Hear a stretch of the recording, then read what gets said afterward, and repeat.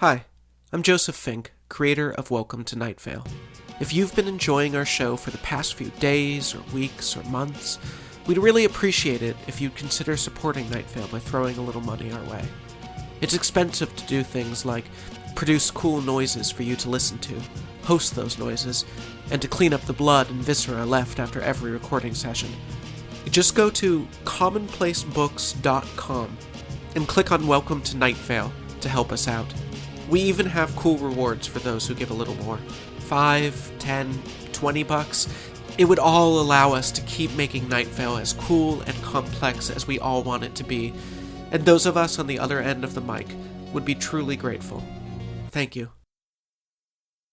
"You'll be safe here," says a whisper behind you. Welcome to Night Vale.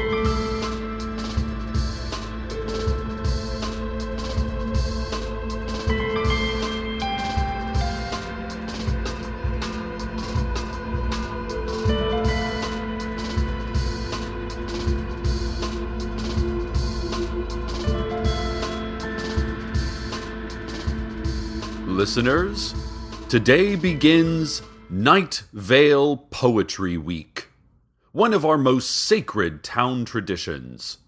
As you know, every citizen is required to write hundreds of poems, non-stop poems. During this time, the City Council lifts their bans on writing utensils, thesauruses, and public descriptions of the moon. And they mandate that everybody uses their municipally granted free will to join in on the fun. Last year, over 800,000 poems were written by Night Vale residents and then eaten during the Poetry Week's closing ceremonies by real, live librarians, who were chained to thick titanium posts inside double-locked steel cages. Honestly, listeners, I don't think it's a good idea to ever have librarians out in public, no matter how secure the posts or cages are. I know there were no serious injuries last year, but some of you older listeners may remember what happened in 1993, when an unchecked librarian population resulted in the loss of many innocent and screaming book lovers. But that was 20 years ago. Let's not dwell on our corpse-strewn past. Let's celebrate our corpse-strewn future. On the show today, we'll be featuring some poems sent in by listeners from all over Night Vale. We'll start with this one. Last night, Night Vale's poet laureate, Trilety Wade, with clenched teeth and frightened eyes, delivered the opening stanzas for the Poetry Week festivities. Here is what she read. I fell in love with a hooded figure who tied my tongue with an ink ligature and silently urged I write this poem. Please believe me, I wasn't forced, through bone telepathy or the code of Morse, to pen this uncoded, unsubversive gem. On the desert farms, the ghost-eyed maidens make the cheese, while a maelstrom of thick milk falls with ease. Our punishment? Hot-blooded, clotted cream. The days here pass like cancerous sunspots, and black metal trees can't compare to car lots. You are in Night Vale. Welcome. Wade capped off her reading by screaming, "It is lies! It is lies!" before separating into minute white particles and fluttering away on a swirling breeze. Like soft snow, she covered our hair and light coats, and like snow, it smelled of fennel and meat. Then a voice announced over the PA, "Everything is perfect in our little town." Poetry Week has begun, Night Vale. It's going to be a great one. This weekend, the Night Vale Zoo finally reopens after last month's renovations.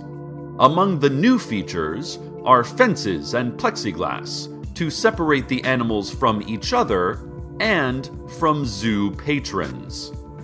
Zoo officials promised that they focused especially on the tiger, bear, spider, and snake areas in this regard.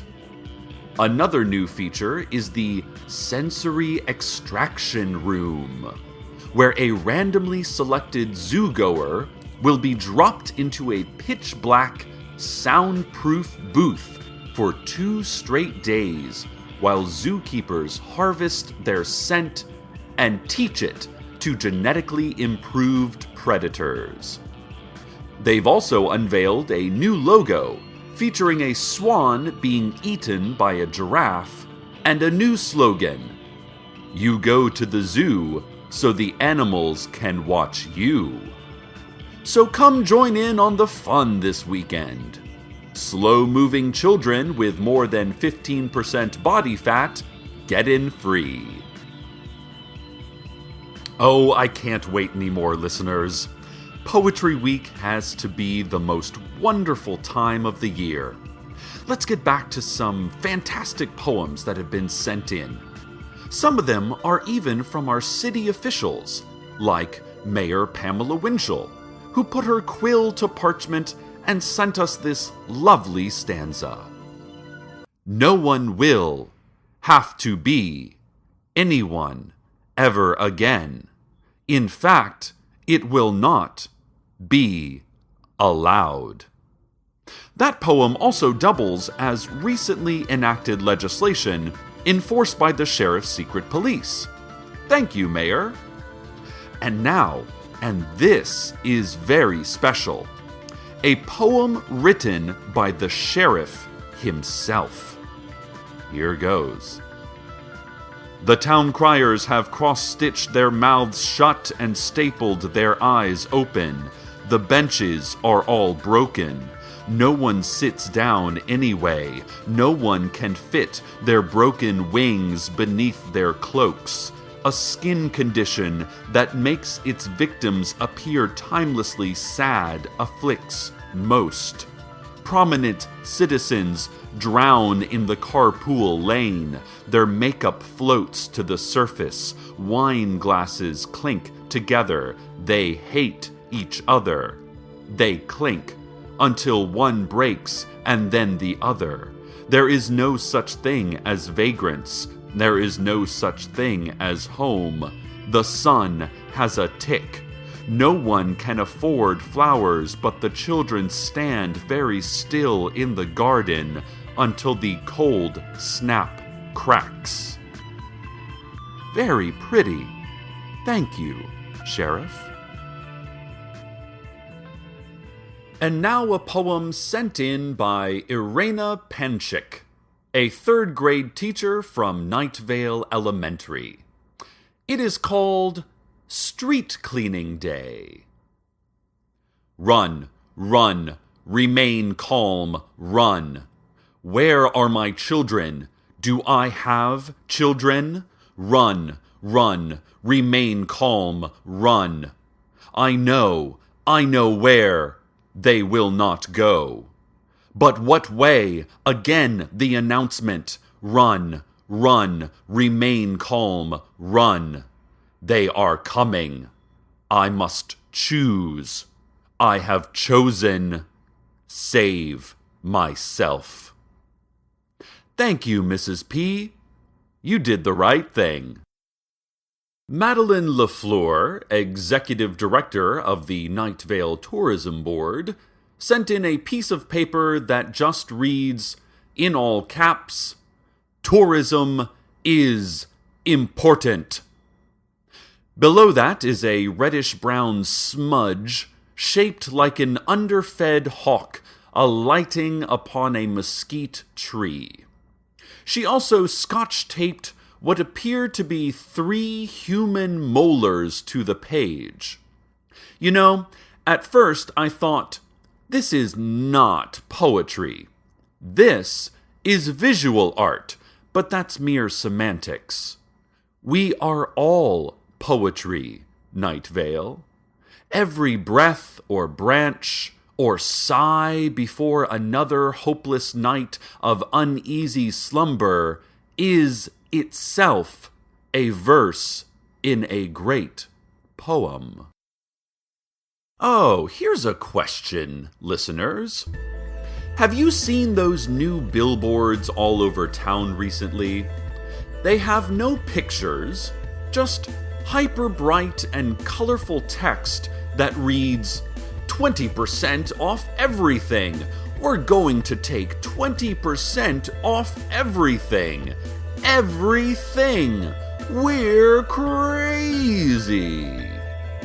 There's no store or brand associated with the advertisements, and the highway department said that there's no record that anyone owns the billboards or that they were ever put up. They just appeared one day, and we all sort of accepted that they were there, a representative from the city told us. The sheriff's secret police warned that the advertisement appears to be completely literal, and that soon 20% of everything might indeed be gone. They are still investigating as to whether or not we have a choice of which 20% gets taken off and where that 20% goes.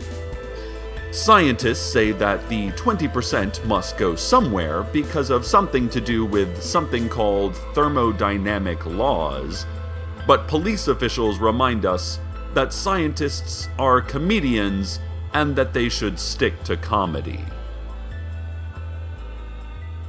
Let's have a look at traffic. Old Town Night Vale resident Katherine Ciel just sent in the following report of what's happening out there on the roads. Katherine writes, on Sunday, a lambent crevice opened up in the street outside my house. By Tuesday, birds were flying into it. I probably won't miss you, my mother said. I'm only interested in the end of the world, I replied. Many find it difficult to breathe without the atmosphere, but we knew how. We just stopped breathing. We're at the Moonlight All-Night Diner, and they're serving up fruit from the plants growing out of the waitress. The closed sign whispers, "Please, don't touch me." We watch bodies fall to the ground outside like deep-sea creatures surfacing. You turn to me and ask, "Do you ever think about suicide?" I look away from you and close my eyes, eat the raspberries to confuse the blood in my mouth. Now you're in the only car in the parking lot at midnight, and you're watching me throw stones at the moon, which hangs low in the sky so that he can look into your house. Your sister tried to touch him from her window once, and he flinched. Now he and the oceans watch her with a quiet concern. The lilac sky is trying to rest her head on his shoulder, all trees gradually growing through her. A hummingbird whispers to you, "Be careful. Under her dress is her skin," and then builds his nest in the middle of the highway. I look back to you, and you close your eyes. So, Night Vale, it sounds like you should use some alternate routes today. Thank you, Katherine, for that report. This has been Traffic. An update now on Poetry Week. A strange thing has happened, listeners. A note was posted at the entrance to the dog park. I'm told the note is on paper that is black like the ocean of space, and the text is, well, it's not white, really more transplendent. radiating its strange free verse message from the dark page. The message reads, "Today they scratched me from sleep, nails unhinged, carving my name in cement. Ash stains my pillow and bruises the shape of spiders climb my neck. Sunlight catches dust and broken glances between strangers, dodging desert puddles of something metallic. I'm highly contagious, quarantined to another body I've since infected. I will sleep into you if you hold me too tightly. I assemble your letters, left torn in the pocket of a hospital gown. I stain the paper with sweat. I'm beginning to steal your voice. The voice that lies, dying in the dog park." The poem is signed with just the letter E. Listeners, while I certainly love luxuriating in the lush language of a good poem, I do not condone entering the dog park. It is forbidden. Dogs and dog owners are not allowed in the dog park. Please disregard this renegade poet's radical lies and stay away. Oh, I fear the damage is done, listeners. Whoever this E is must know we are all now in grave danger.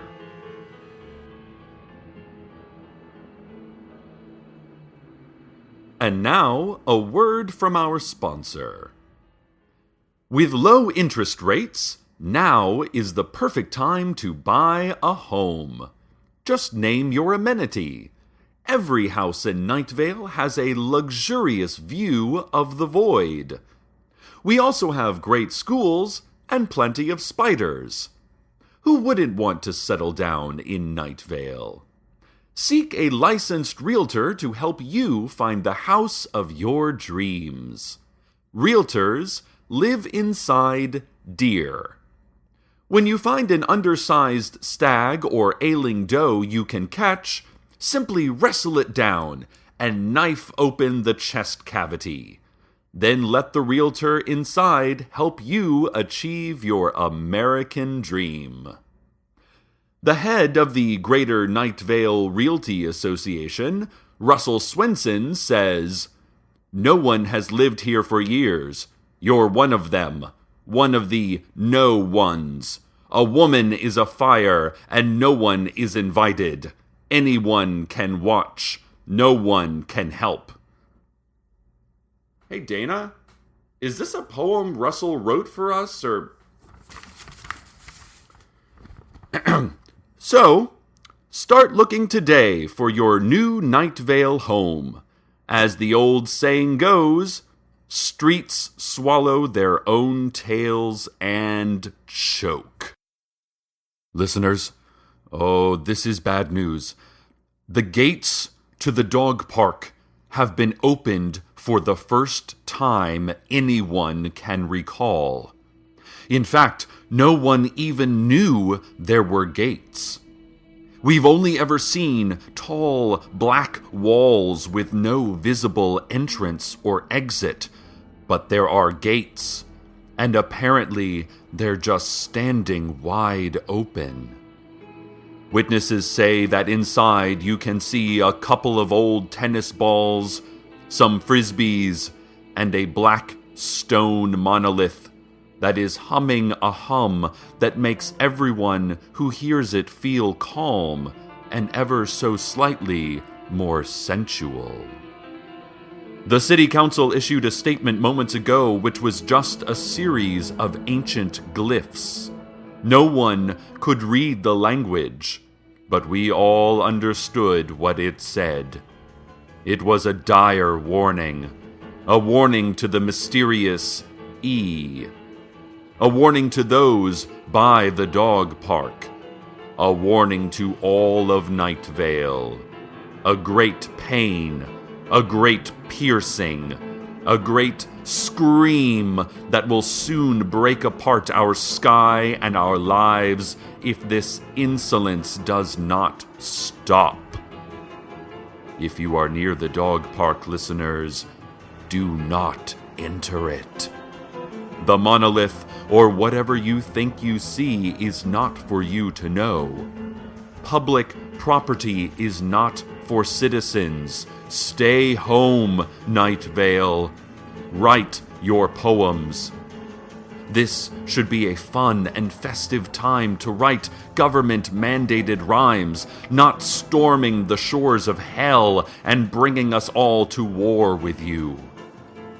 I've just sent Intern Dana, or Intern Dana's doppelganger, I am still unsure, to the dog park to warn those who are standing so near to their demise.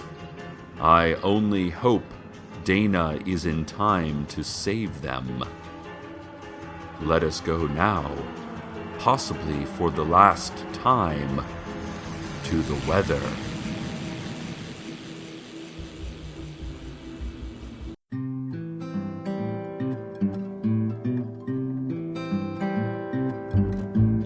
Told that you're pretty, you're told that I'm cute. Let's go for a ride, I'll show you a thing or two. Let's paint the town and have some fun.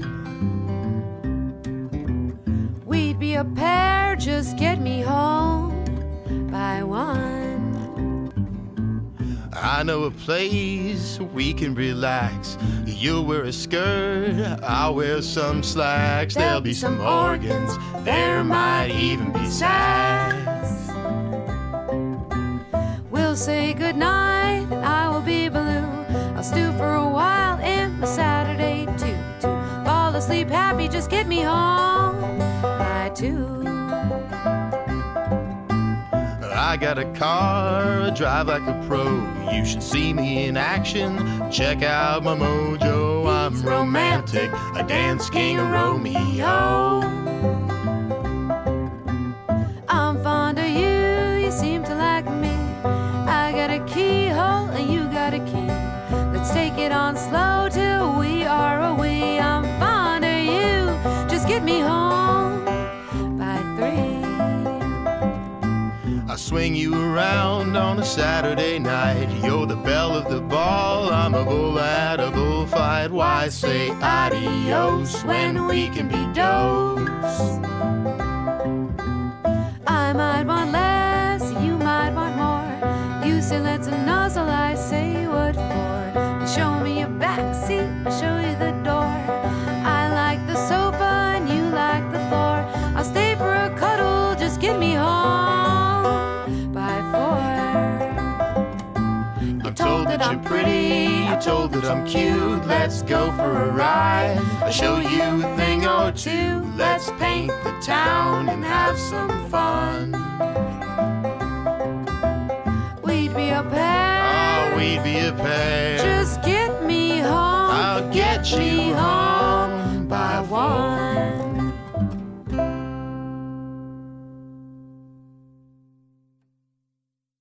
Old woman Josie called during the break and said that the mysterious E is one of the angels, and that the E stands for Erika. Erika? I asked. No, Erika with a K, she said. Oh, Erika with a K, I said. And then there was a weird pause, and then she said, all angels go by the name Erika. And then I was like, right. And I felt dumb because that's like the first thing you learn in 7th grade transmigration studies. Anyway, the city council in a press conference said, oh, an angel wrote that? Well, okay then, never mind. Sure, we'll show you the monolith. Come on in. And so those on the streets outside the dog park entered, and the city council showed them the monolith, welcoming all with friendly, upturned palms.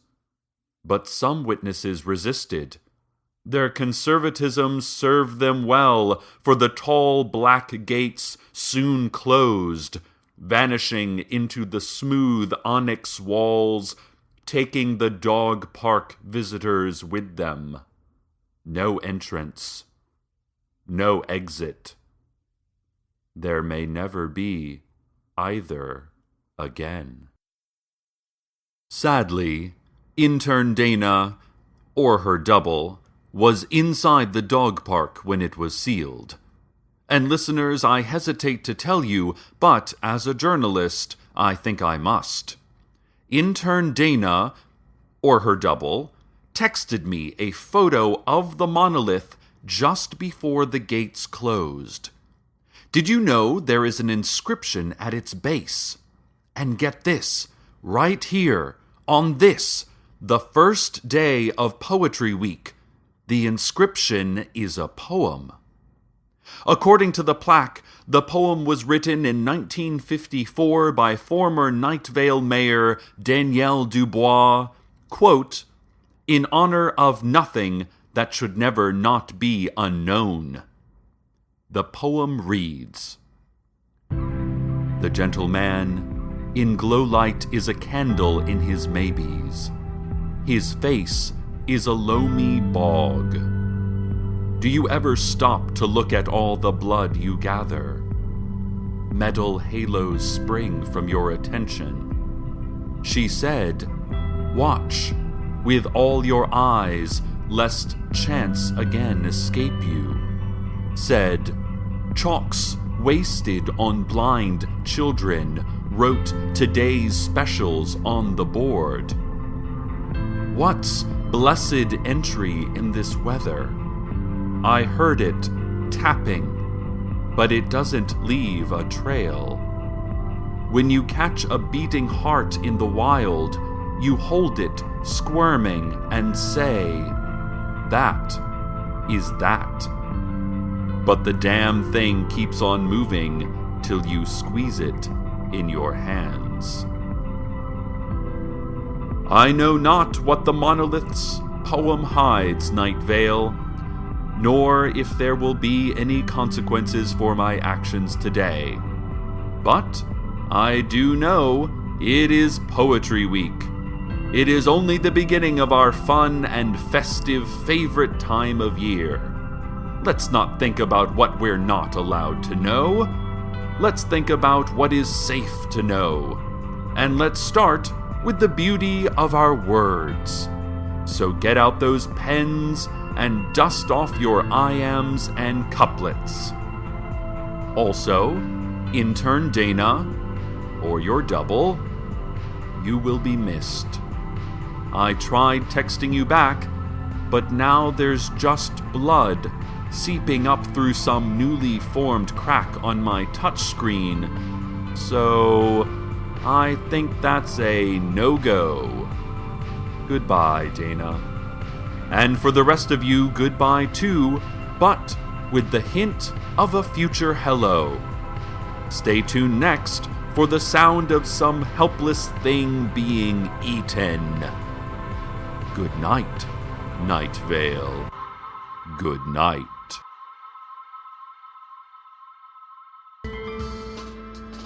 Welcome to Night Vale is a production of Commonplace Books. It is written by Joseph Fink and Jeffrey Craner and produced by Joseph Fink.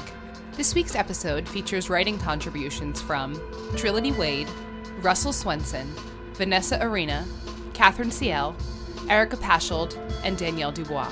The voice of Night Vale is Cecil Baldwin. Original music by Disparition. All of it can be downloaded for free at disparition.info. This episode's weather was Get Me Home by Robin Aigner. Find out more at robinaigner.bandcamp.com. We would like to thank our Night Vale intern, Adam Dunnels, who we believe to be real and alive against all available evidence. Want to have your music featured in the weather section? Want to contribute your talents to the show? Just want to say hi? Email us at nightvale@commonplacebooks.com or follow us on Twitter at Night Vale Radio. Check out commonplacebooks.com for more information on this show, as well as our books on the unused story ideas of H.P. Lovecraft and what it means to be a grown-up. Today's proverb: pain is just weakness leaving the body and then being replaced by pain. Lots of pain.